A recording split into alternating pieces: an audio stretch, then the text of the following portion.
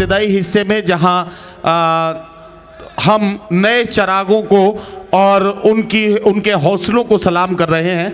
आइए उसी में एक नाम पुकारता हूं और आवाज़ देता हूं ताबिश आज़मी को तशरीफ़ लाएं और अपने कलाम से नवाजें।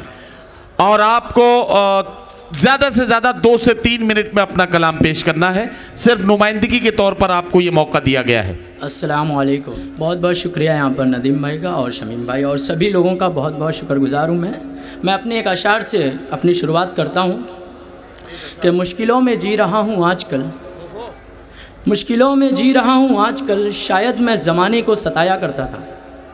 अच्छा।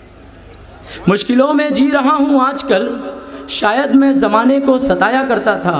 इश्क ने मेरी खुशियाँ छीन ली, वरना मैं तो हार कर भी मुस्कुराया करता था। वाह वाह वाह। माँ के हवाले से एक नज़्म पेश करके मैं अपनी जगह लेना चाहूँगा। इरशाद इरशाद। आप सभी की दुआओं का मुंतज़िर। जी। रुलाती है मुझको जहाँ। भैया रुक जाओ, अजान की आवाज़ आ रही है। मैं जल्दी से अपनी नज़म को शुरू करके ख़त्म करने की कोशिश करता हूँ।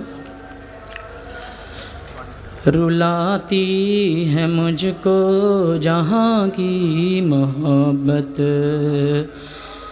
मुझे चाहिए मेरी माँ की मोहब्बत।